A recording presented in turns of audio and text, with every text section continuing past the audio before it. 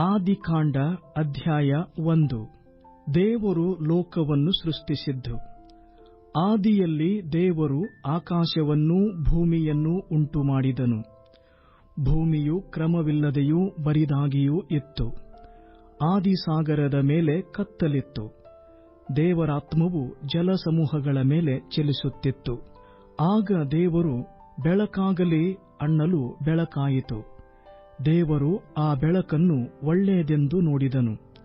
ದೇವರು ಬೆಳಕನ್ನೂ ಕತ್ತಲೆಯನ್ನೂ ಬೇರೆ ಬೇರೆ ಮಾಡಿ ಬೆಳಕಿಗೆ ಹಗಲೆಂದೂ ಕತ್ತಲೆಗೆ ಇರುಳೆಂದೂ ಹೆಸರಿಟ್ಟನು.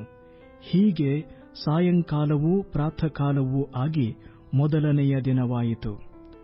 ಬಳಿಕ ದೇವರು ಜಲಸಮೂಹಗಳ ಮೇಲೆ ನಡುವೆ ವಿಸ್ತಾರವಾದ ಗುಮ್ಮಟವು ಉಂಟಾಗಲಿ, ಅದು ಕೆಳಗಣ ನೀರುಗಳನ್ನು ಮೇಲಣ ನೀರುಗಳನ್ನು ಬೇರೆ ಬೇರೆ ಮಾಡಲಿ ಅಂದನು.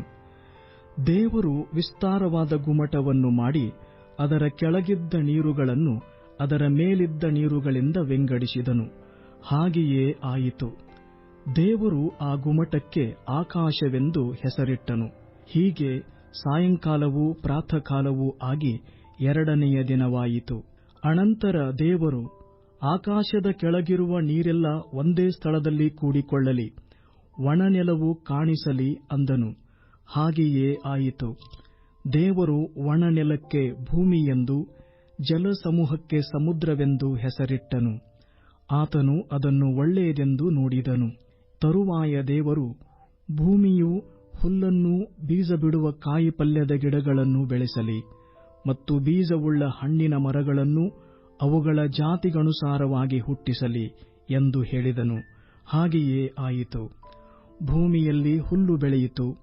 ತಮ್ಮ ತಮ್ಮ ಜಾತಿಯ ಪ್ರಕಾರ ಬೀಜ ಬಿಡುವ ಕಾಯಿಪಲ್ಯದ ಗಿಡಗಳು ಉಂಟಾದವು.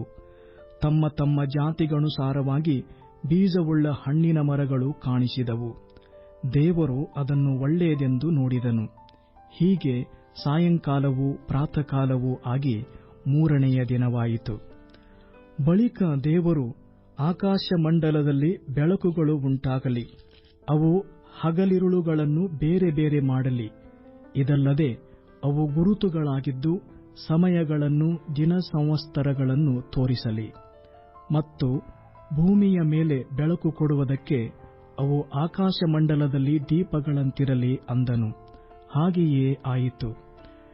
ದೇವರು ಹಗಲನ್ನಾಳುವುದಕ್ಕೆ ದೊಡ್ಡ ಬೆಳಕನ್ನು, ಇರುಳನ್ನಾಳುವುದಕ್ಕೆ ಚಿಕ್ಕ ಬೆಳಕನ್ನು, ಈ ಎರಡು ದೊಡ್ಡ ಬೆಳಕುಗಳನ್ನು ಉಂಟುಮಾಡಿದನು.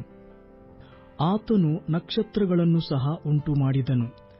ದೇವರು ಆ ಬೆಳಕುಗಳನ್ನು ಆಕಾಶದಲ್ಲಿಟ್ಟು ಭೂಮಿಯ ಮೇಲೆ ಬೆಳಕು ಕೊಡುವುದಕ್ಕೂ ಹಗಲಿರುಳುಗಳನ್ನು ಆಳುವುದಕ್ಕೂ ಬೆಳಕನ್ನು ಕತ್ತಲನ್ನು ಬೇರೆ ಬೇರೆ ಮಾಡುವುದಕ್ಕೂ ಅವುಗಳನ್ನು ನೇಮಿಸಿದನು. ಆತನು ಅದನ್ನು ಒಳ್ಳೆಯದೆಂದು ನೋಡಿದನು. ಹೀಗೆ ಸಾಯಂಕಾಲವೂ ಪ್ರಾತಃಕಾಲವೂ ಆಗಿ ನಾಲ್ಕನೆಯ ದಿನವಾಯಿತು. ತರುವಾಯ ದೇವರು ಗುಂಪು ಗುಂಪಾಗಿ ಚಲಿಸುವ ಜಲಜಂತುಗಳು ನೀರಿನಲ್ಲಿ ತುಂಬಿಕೊಳ್ಳಲಿ, ಪಕ್ಷಿಗಳು ಭೂಮಿಯ ಮೇಲೆ ಅಂತರಿಕ್ಷದೊಳಗೆ ಹಾರಾಡಲಿ ಎಂದು ಹೇಳಿದನು. ಹೀಗೆ ದೇವರು ಮಹಾಜಲಚರಗಳನ್ನು, ನೀರಿನಲ್ಲಿ ತುಂಬಿರುವ ಸಕಲ ವಿಧವಾದ ಜೀವಿಗಳನ್ನೂ, ರೆಕ್ಕೆಗಳುಳ್ಳ ಸಕಲ ವಿಧವಾದ ಪಕ್ಷಿಗಳನ್ನೂ ಅವುಗಳ ಜಾತಿಗನುಸಾರವಾಗಿ ಉಂಟುಮಾಡಿದನು. ಆತನು ಅದನ್ನು ಒಳ್ಳೆಯದೆಂದು ನೋಡಿದನು. ಇದಲ್ಲದೆ ದೇವರು ಅವುಗಳಿಗೆ, ನೀವು ಅಭಿವೃದ್ಧಿಯಾಗಿ ಹೆಚ್ಚಿರಿ, ಜಲಚರಗಳು ಸಮುದ್ರದ ನೀರಿನಲ್ಲಿ ತುಂಬಿಕೊಳ್ಳಲಿ, ಪಕ್ಷಿಗಳು ಭೂಮಿಯ ಮೇಲೆ ಹೆಚ್ಚಲಿ ಎಂದು ಹೇಳಿ ಆಶೀರ್ವದಿಸಿದನು. ಹೀಗೆ ಸಾಯಂಕಾಲವೂ ಪ್ರಾತಃಕಾಲವೂ ಆಗಿ ಐದನೆಯ ದಿನವಾಯಿತು. ಮತ್ತು ದೇವರು ಭೂಮಿಯಿಂದ ಜೀವಜಂತುಗಳು ಉಂಟಾಗಲಿ, ಪಶುಕ್ರಿಮಿಗಳು ಕಾಡು ಮೃಗಗಳು ತಮ್ಮ ತಮ್ಮ ಜಾತಿಗನುಸಾರವಾಗಿ ಹುಟ್ಟಲಿ ಅಂದನು. ಹಾಗೆಯೇ ಆಯಿತು. ದೇವರು ಕಾಡು ಮೃಗಗಳನ್ನೂ ಪಶುಗಳನ್ನೂ ನೆಲದ ಮೇಲೆ ಹರಿದಾಡುವ ಕ್ರಿಮಿಕೀಟಗಳನ್ನೂ ಅವುಗಳ ಜಾತಿಗನುಸಾರ ಉಂಟು ಮಾಡಿದನು. ಆತನು ಅದನ್ನು ಒಳ್ಳೆಯದೆಂದು ನೋಡಿದನು. ಆಮೇಲೆ ದೇವರು, ನಮ್ಮ ಸ್ವರೂಪದಲ್ಲಿ ನಮ್ಮ ಹೋಲಿಕೆಗೆ ಸರಿಯಾಗಿ ಮನುಷ್ಯರನ್ನು ಉಂಟು ಮಾಡೋಣ, ಅವರು ಸಮುದ್ರದಲ್ಲಿರುವ ಮೀನುಗಳ ಮೇಲೆಯೂ ಅಂತರಿಕ್ಷದಲ್ಲಿ ಹಾರಾಡುವ ಪಕ್ಷಿಗಳ ಮೇಲೆಯೂ ಪಶುಗಳ ಮೇಲೆಯೂ ನೆಲದ ಮೇಲೆ ಹರಿದಾಡುವ ಎಲ್ಲಾ ಕ್ರಿಮಿಕೀಟಗಳ ಮೇಲೆಯೂ ಎಲ್ಲಾ ಭೂಮಿಯ ಮೇಲೆಯೂ ದೊರೆತನ ಮಾಡಲಿ ಅಂದನು.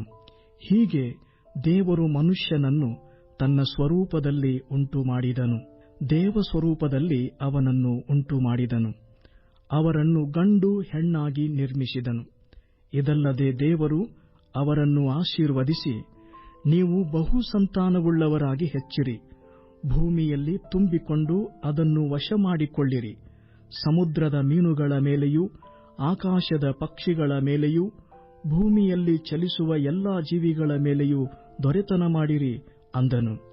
ಮತ್ತು ದೇವರು, ಇಗೋ, ಸಮಸ್ತ ಭೂಮಿಯ ಮೇಲೆ ಬೀಜವುಳ್ಳ ಎಲ್ಲಾ ಪೈರುಗಳನ್ನೂ ಬೀಜವುಳ್ಳ ಎಲ್ಲಾ ಹಣ್ಣಿನ ಮರಗಳನ್ನೂ ನಿಮಗೆ ಆಹಾರಕ್ಕಾಗಿ ಕೊಟ್ಟಿದ್ದೇನೆ.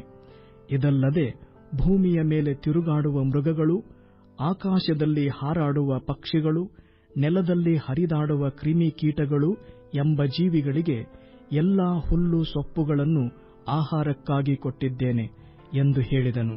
ಹಾಗೆಯೇ ಆಯಿತು. ದೇವರು ತಾನು ಉಂಟು ಮಾಡಿದ್ದನ್ನೆಲ್ಲ ನೋಡಲಾಗಿ ಅದು ಬಹು ಒಳ್ಳೆಯದಾಗಿತ್ತು. ಸಾಯಂಕಾಲವೂ ಪ್ರಾತಃಕಾಲವೂ ಆಗಿ 6ನೆಯ ದಿನವಾಯಿತು.